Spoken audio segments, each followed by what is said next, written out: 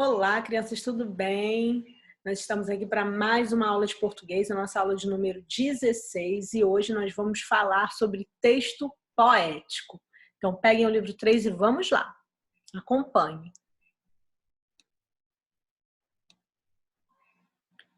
Bom, esse conteúdo faz parte das atividades 53, 54 e 55, começa na página 36 e vai até a 45.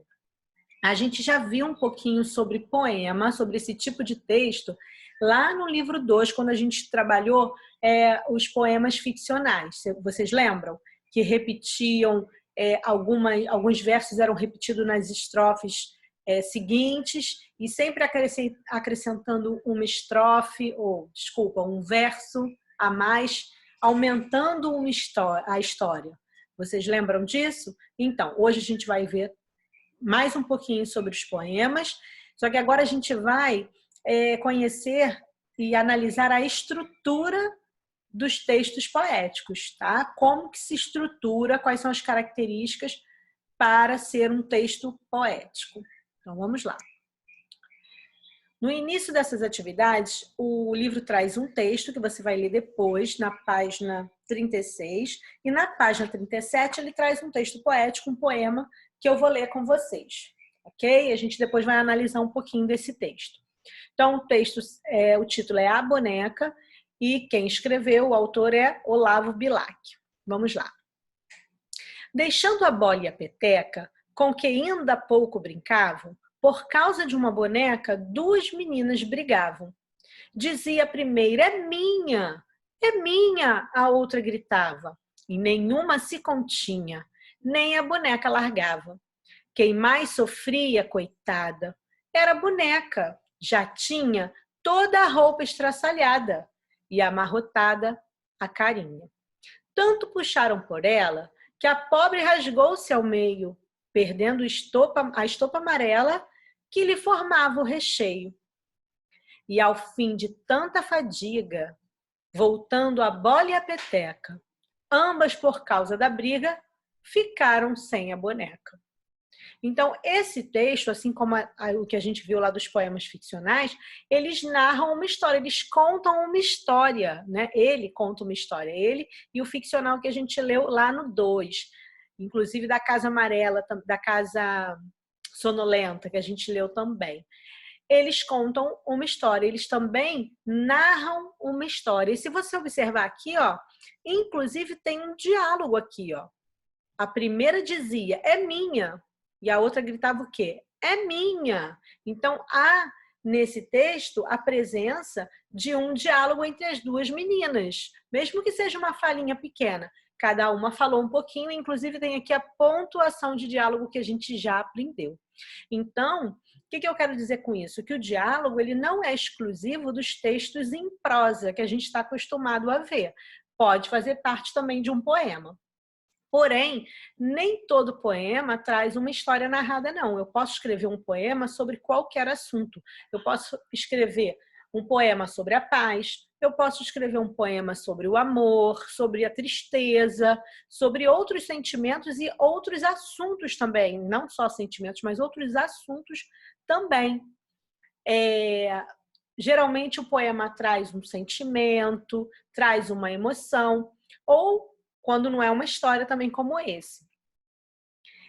A gente percebe a estrutura também que é diferente das prosas que a gente está acostumado, os textos literários em prosa, que são escritos em parágrafos e frases, que contém frases, né, dentro dos parágrafos.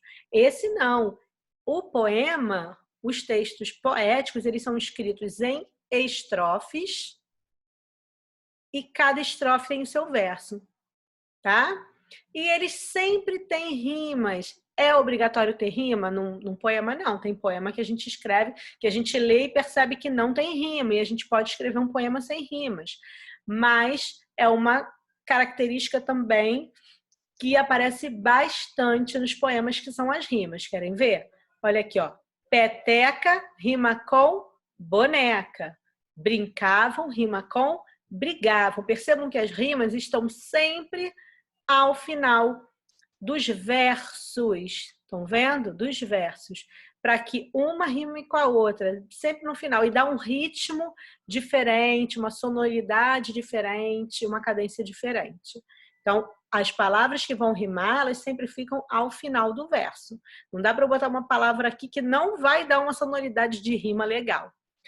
Perceberam que quando eu li também num ritmo também, sem que eu pudesse perder esse ritmo? Olha, deixando a bola e a peteca, com que ainda há pouco brincavam, por causa de uma boneca, duas meninas brigavam. E aí a gente percebe direitinho essas palavras que rimam. Então, a leitura desse poema é muito importante. E ele é escrito dessa forma, né, em versos, ou seja, em linhas, justamente para a gente seguir essa leitura dessa forma, tá? Parando de uma linha para outra, para que a gente possa dar ênfase às rimas, dar ênfase ao ritmo, tá bom?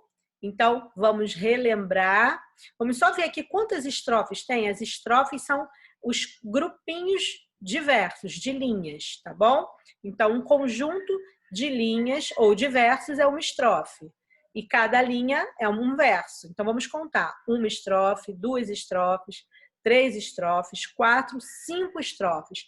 Esse poema tem 5 estrofes. E em cada estrofe tem 4 versos, 4 linhas. Percebam que elas não chegam até o final. Elas não são escritas, não é muito grande. Se a gente for passar esse poema por um caderno, vocês vão perceber que ela não vai até o final da linha para depois passar para baixo, como a gente aprende que se escreve os parágrafos, né, os textos em prosa. Não, ele vai parando, ó, nas rimas e vai indo para a linha de baixo, para o próximo verso, tá bom? Então, vamos aqui relembrar. Um texto poético, qual é a estrutura dele? Ele é escrito em estrofes. O que são estrofes? O conjunto de versos. Estrofes são conjuntos de versos. E versos são as linhas do poema. Cada linha de um poema é um verso, tá? E nos poemas a gente também encontra com frequência as rimas, porém não é uma obrigatoriedade, ok? E agora a gente vai para as atividades. Página 38, vamos fazer exercício de aplicação. Releia a primeira estrofe do poema A Boneca. Deixando a boneca e a peteca, com que ainda pouco brincavam, ainda é a mesma coisa que ainda, tá?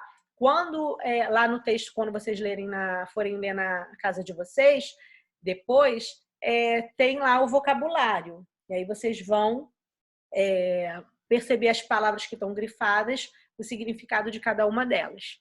Bom? Então, vamos lá. Deixando a bola e a peteca, com que ainda há pouco brincavam, por causa de uma boneca, duas meninas brigavam. Sobre essa estrofe aí, o que a gente pode afirmar? Essa estrofe tem rimas, até porque se não tivesse, não seria poema? Não, a gente viu que não é uma obrigatoriedade de um poema ter rimas. Letra B, é dividida em 4 estrofes? Não, é só uma estrofe. A estrofe não é o conjunto de versos? Então, essa aqui já é a primeira estrofe, é uma estrofe só. Letra C, fala sobre duas meninas que jamais brigavam? Não, ela fala que duas meninas brigavam. Letra D, é dividida em versos e apresenta rimas?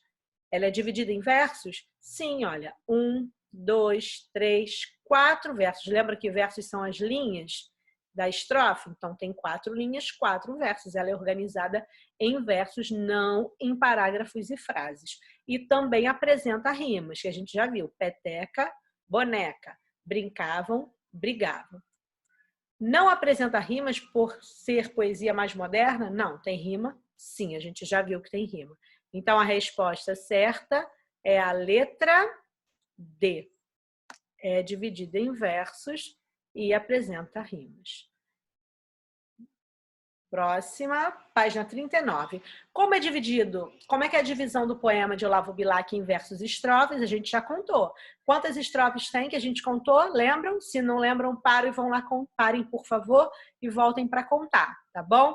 São 5 estrofes e cada uma das estrofes tem 4 versos em cada uma delas, 4 linhas, olha aí.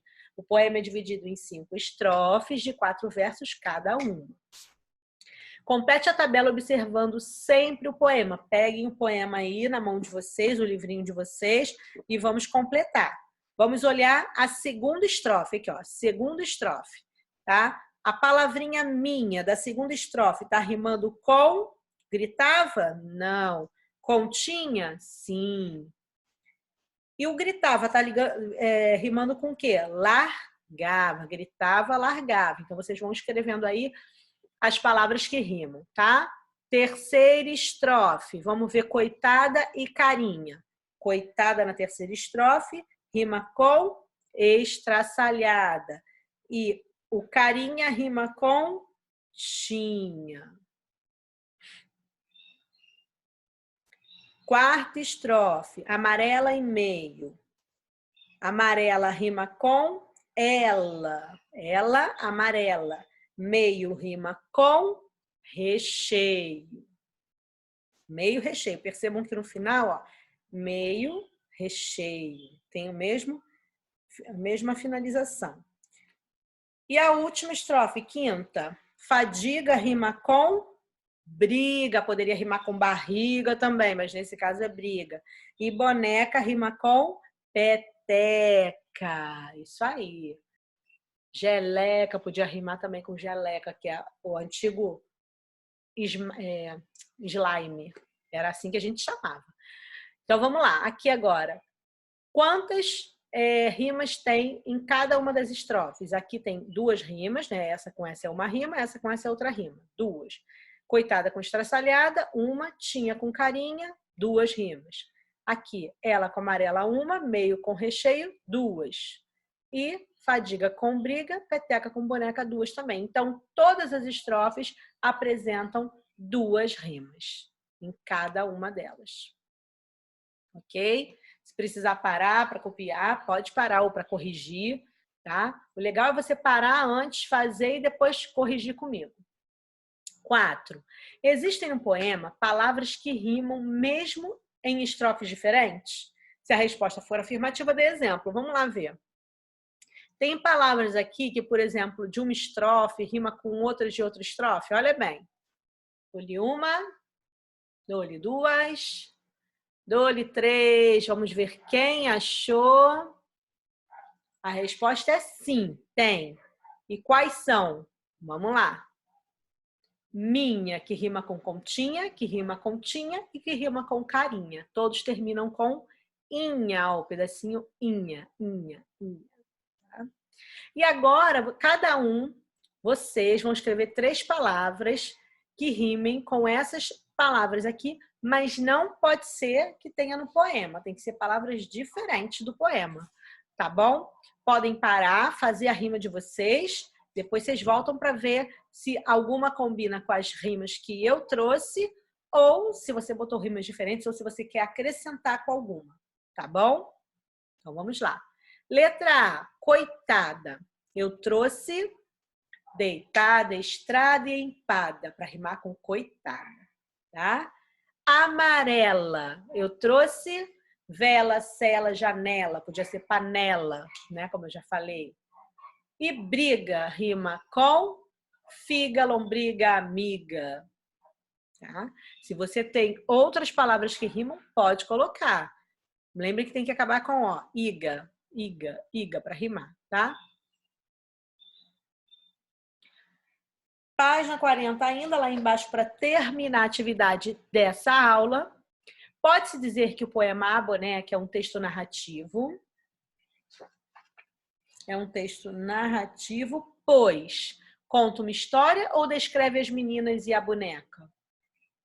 Ele está fazendo o que esse texto? Ele está descrevendo a boneca e as meninas, dizendo como elas são? Ou contando uma história que aconteceu entre elas ou com elas? Contando uma história. Então, é narrativa porque conta uma história, vem de narrar. E 7. O diálogo é característica exclusiva dos textos narrativos em prosa? A gente viu que não, porque a gente viu 2 falas nesse poema, não é verdade? Então, errado. Essa afirmativa está errada. Muito bem, agora que vocês já terminaram, espero que vocês já tenham feito, se quiserem voltar, reler novamente, tudo bem, fiquem com Deus. Até a próxima. Na próxima aula a gente vai continuar as atividades desse conteúdo, tá bom? Do livro. Um beijo e até a próxima. Ah, não tem atividade porque a gente já fez atividade em aula com a tia Georgia, tá bom? Por isso que não vai ter atividade para fazer agora em casa. Beijo!